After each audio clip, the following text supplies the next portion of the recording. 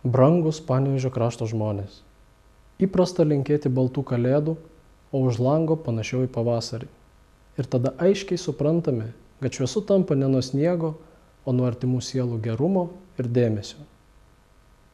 Už kūčių stalo atsisėskim su tais, kuriuos mes mylim.